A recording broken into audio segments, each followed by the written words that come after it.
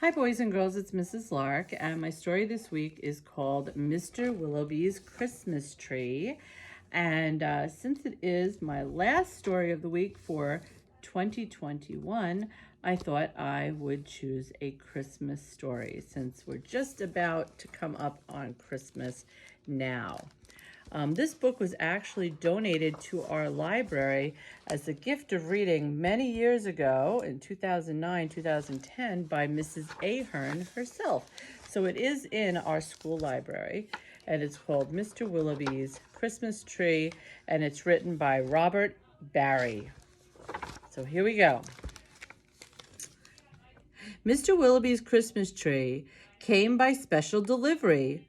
Full and fresh and glistening green, the biggest tree he had ever seen.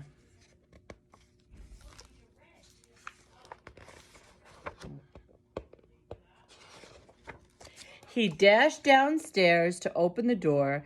This was the moment he had waited for. A magnificent tree, splendid, he cried. Please, sir, won't you carry it right inside? I think it might look best this year, right in the parlor corner here. My goodness, this is a big tree. But once the tree stood in its place, Mr. Willowby made a terrible face. The tree touched the ceiling, then bent like a bow. Oh, good heavens, he gasped. Something must go. Baxter the butler was called on in haste to chop off the top, though it seemed quite a waste. That's great, Mr. Willowby cried with glee. Now we can start to trim my tree. When the trimming was well underway, the top was placed on a silver tray. Baxter said, I know just who'd be delighted with this Christmas tree. So it was presented to Miss Adelaide, Mr. Willowby's upstairs maid.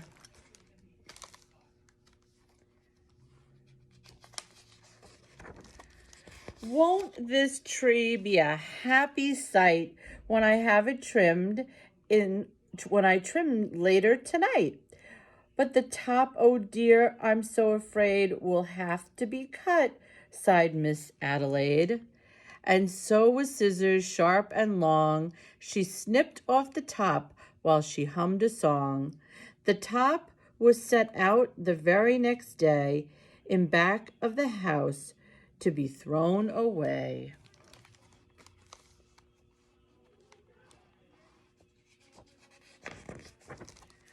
That little treetop caught the eye of Tim, the gardener, passing by. He certainly was not about to see that little tree thrown out.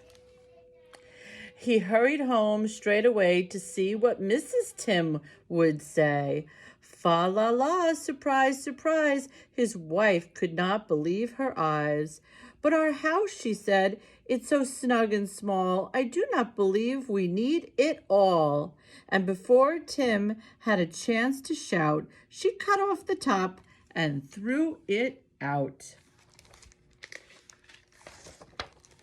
Barnaby Bear was padding by. It almost hit him in the eye. Now, who would throw a tree away so very close to Christmas Day? I'll take it home, that's what I'll do. Look, Mama Bear, I've a present for you. Isn't it a pretty tree? Yawned Barnaby quite drowsily. But Little Bear, standing off far, cried out, that tree won't hold a star. Barnaby said, let's cut a hunk off of the bottom here at the trunk. But Mama Bear just shook her head and sliced the treetop off instead.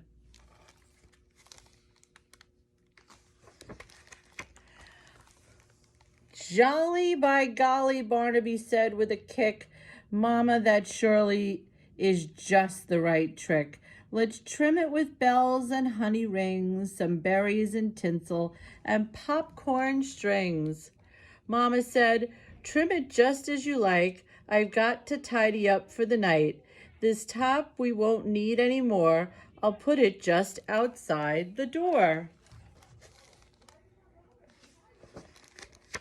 Later on that frosty night, Frisky Fox came into sight. He spied the treetop, rubbed his chin, opened his sack, and stuffed the top in. He scampered home and jumped his gate. This Christmas present couldn't wait. It's even better than mincemeat pie, said Mrs. Fox with a happy sigh. Then the foxes saw that their Christmas prize was just a wee bit oversized. There, my dears, don't you worry. I'll fix this top now in a hurry. Benjamin Rabbit found it then, just outside the fox's den. It seems he thought most certainly Santa left that for my family. Look, he cried, see the tree I found? With that he called his family round. Then there was a merrymaking, rollicking, frolicking, carrot shaking, celebration around the tree. All were as happy as rabbits can be. My goodness, this tree keeps getting passed on. Let's see what happens now. Benjamin Rabbit, with his own hand, sliced a carrot and made a stand. Now let's see how this will look in our little chimney nook. But right away the children cried, look, it's leaning off to one side.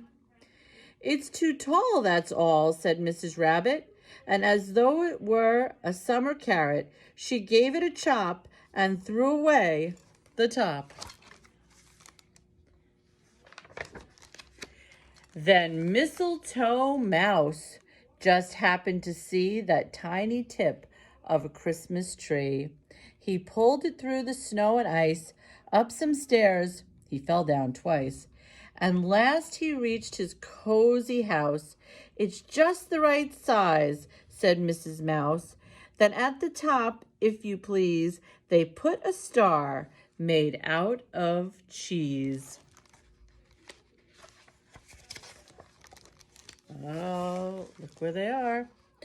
Oh, wasn't it grand to have a tree exactly like Mr. Willowby? So here's Mr. Willowby, who started with his great big tree.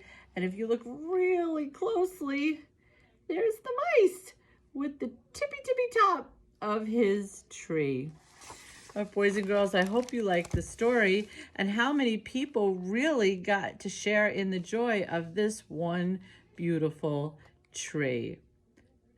All right, boys and girls, I wish you a very happy holiday. I hope you enjoy your week off, and I look forward to seeing you in the new year, 2022. Merry Christmas and Happy New Year, everyone. Bye.